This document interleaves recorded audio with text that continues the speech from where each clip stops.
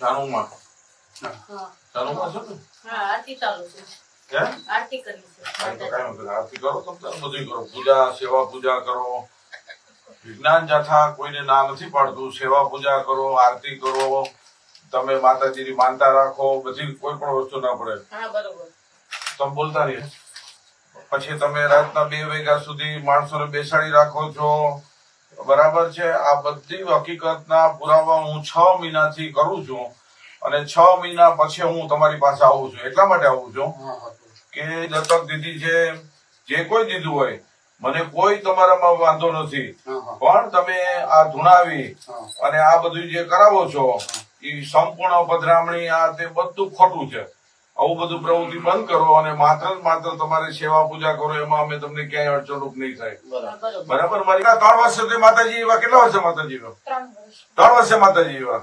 પછી અત્યાર સુધી માતાજી આવે છે, બરાબર. પધરામણી કરવા જાવ છો, પૈસા લ્યો તો, બરાબર. તમે કરો, આ બધું બંધ કરી દો.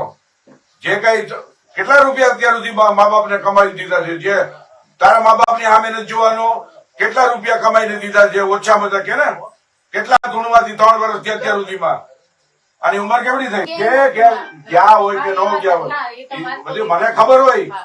મને ખબર હોય જે કઈ બહેનો હોય ને એ ખબર હોય, જ્યાં ઘરે બહેનો હોય તો ખબર હોય. એવી છોકરી, નાની છોકરીનો તમે જિંદગી બગાડવામાં આ બધું બંધ કરો. તારે શું કરવું છે બેટા? બંધ કરી દેવું સાહેબ. પણ હું તો શું કરું? તને પરાણે કરાવે છે એમ? ના પણ હવે 3 વર્ષથી આ કપડા પહેરીને આ કરીએ છીએ. તારે તો ભણવું હતું ને? હા મારે ભણવું. તારે ભણવું તો તને ઉઠાડી મૂકી, હા બરાબર. એટલે તારી આવી જિંદગીમાં તને નાખી દીધી. પછી શું થયું? પછી ક્યાં ક્યાં કેટલી જગ્યાએ પધરામણી કરી? એવી તો ઘણી જગ્યાએ. 3 વર્ષના હતા ત્યારથી આજ મારો 17 3 વર્ષથી અહીંયા સુરતમાં અમુક જગ્યાએ ગયા ને. અને ત્યાં પૈસા તો આપે ને તમને? હા પૈસા આપે ને? હા. કેટલા આપણે આશરે આપે બેટા? જે હોય વેલિયામાં 2151 રૂપિયા મૂકે. પછી કદાચ કીધું હોય કે માતાજીના નિવેદના આતે તો એ બધા મૂકે. એટલે 21,000 10,000 કેટલા? એવી રીતે 11,000 કોઈકને વાળન નું કીધું હોય કે આતે તો એના 11,000 21,000 એવી રીતે. મને અંદર કહેવાયો હતા કે બેન પગનું પૂછે, એમને સ્ક્રૂ ફિટ કર્યા છે પાછળ, આતે પૂછે.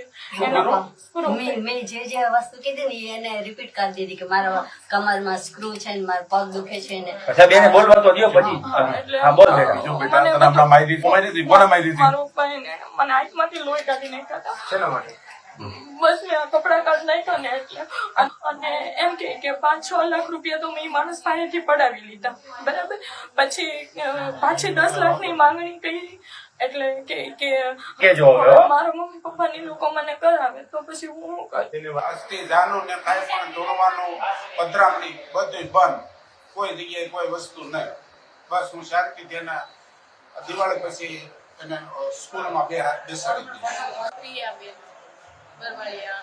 આજથી જાનુને માતાજી તરીકે બધું બંધ અને એને જ્યાં ભણવું છે તે સ્કૂલમાં બેહાડ્યું. પણ અમારી પાસે પૈસાની સગવડ હાહે થઈ. સુરત રેફ્યુઝ સોસાયટી વેલંજા ગામની પાછળ વેરાઈ માતાજીની મંદિરની પાસે છેલ્લા 10 વર્ષથી ઘરમાં મોગલમાનો, ચુડલમાનો અને મામાદેવનો સ્થાનક બનાવી અને લોકો સાથે શારીરિક, માનસિક, આર્થિક શોષણનું કામ કરતા હતા.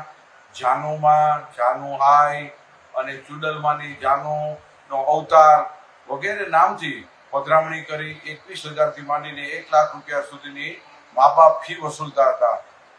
આ દીકરીને 3 વર્ષથી માતાજીના મોગલમાના કપડાં પહેરાવી અને પધરામણી કરી, અવતાર જાહેર કરી અને લોકો સાથે લૂંટ કરતા હતા. વિજ્ઞાન જાથા પાસે માહિતી આવતા, ખરાઈ કરતા, સત્ય હકીકત જણાય. અનેક લોકોને તેઓએ શોષણ કર્યું હતું. એને આ એક કાંડ બરાબર થઈ શકે છે, સમાજને દાખલારૂપ બાબત છે. આ કિસ્સાની અંદર અનેક પીડિતો છે જેની સાથે બ્લેકમેલિંગ કરે છે, એવા પણ અમને માહિતી મળી છે.